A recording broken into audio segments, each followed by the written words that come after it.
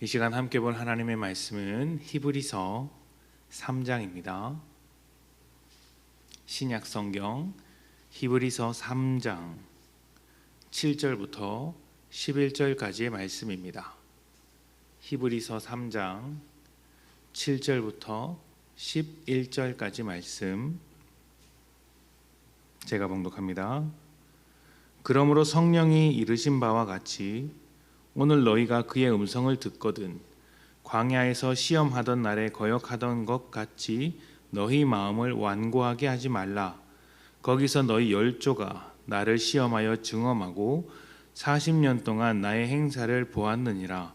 그러므로 내가 이 세대에게 노하여 이르기를 그들이 항상 마음이 미혹되어 내 길을 알지 못하는도다 하였고, 내가 노하여 맹세한 바와 같이 그들은 내 안식에 들어오지 못하리라 하였느니라.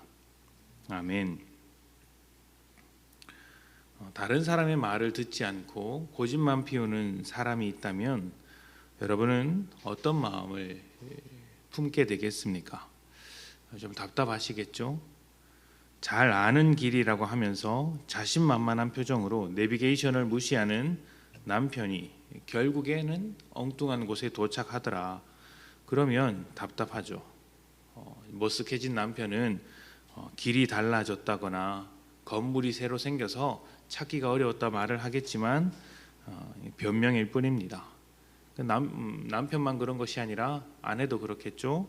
고장난 제품을 쉽게 고칠 수 있는 법을 가르쳐줘도 듣지 않고 굳이 낑낑거리면서 AS 센터까지 들고 가는 모습을 보면 답답합니다. 알고 보면 정말 별 문제가 아니었던 것이고요. 이렇게 쉽게 해결할 수 있고 또 어려움을 쉽게 극복할 수 있는 방법이 있음에도 고집을 부리느라 굳이 어려운 길을 선택하는 사람은 주변 사람이 보기에도 답답하고 자기 자신도 큰 어려움을 겪습니다. 생각보다 이런 경우를 많이 만나게 되는데 왜 그럴까 생각을 해보면 결국 자존심의 문제인 것 같습니다. 고집을 부려서 자기 자신의 능력을 증명해 보려고 하는 것이죠. 그래서 그런 사람의 고집을 꺾으려고 하면 오히려 화를 냅니다. 다른 의견을 말한 것뿐인데 마치 그 사람의 존재와 자존심을 무시한 것처럼 받아들여서 화를 심하게 내는 것이죠. 신앙을 두고 하나님과 우리의 고집 싸움이라고 말하기도 합니다. 누구의 고집이 더 세냐는 것이죠. 우리는 우리대로 하나님 앞에서 고집을 피웁니다. 하나님도 우리 앞에서 하나님의 뜻을 굽히지 않으십니다.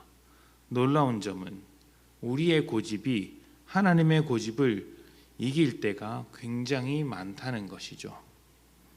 이스라엘이 광야를 걸을 때 그러했습니다.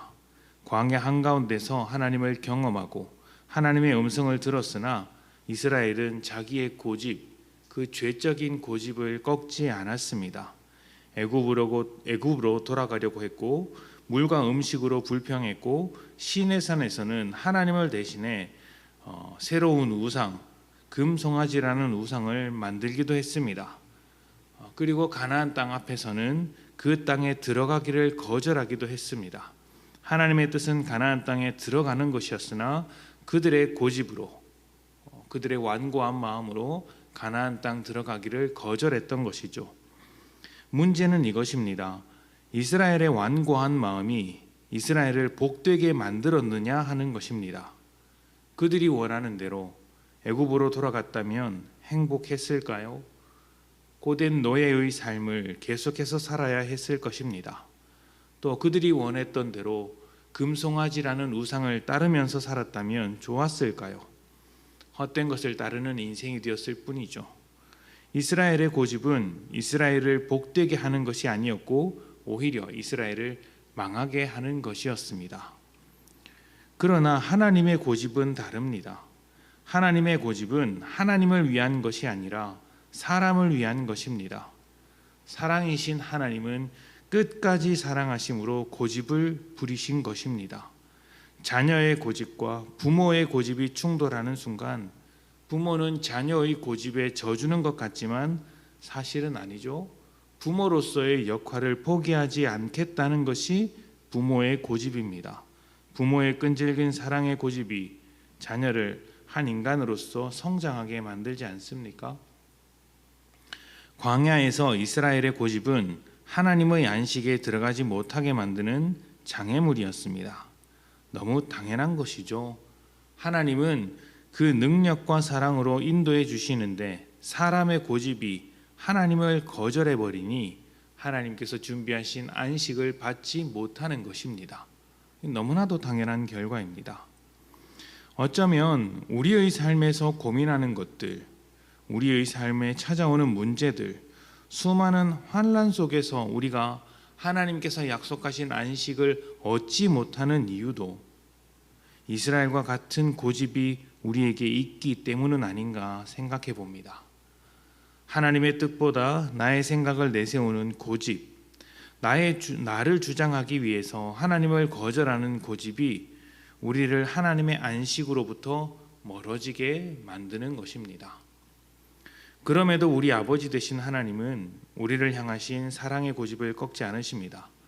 거절당하시고 무시당하시지만 끝까지 사랑하시죠.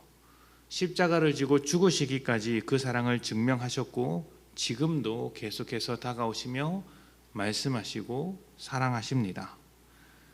우리의 고집으로는 실패할 수밖에 없다는 것을 이미 경험적으로 잘 알고 있지 않습니까?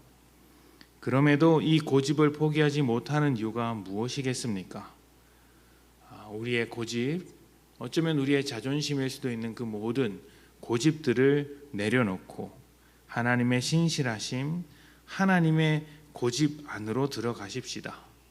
우리를 내려놓고 하나님의 것으로 채울 때 온전한 안식과 평안이 있고 회복과 소망이 있는 삶이 될 것입니다.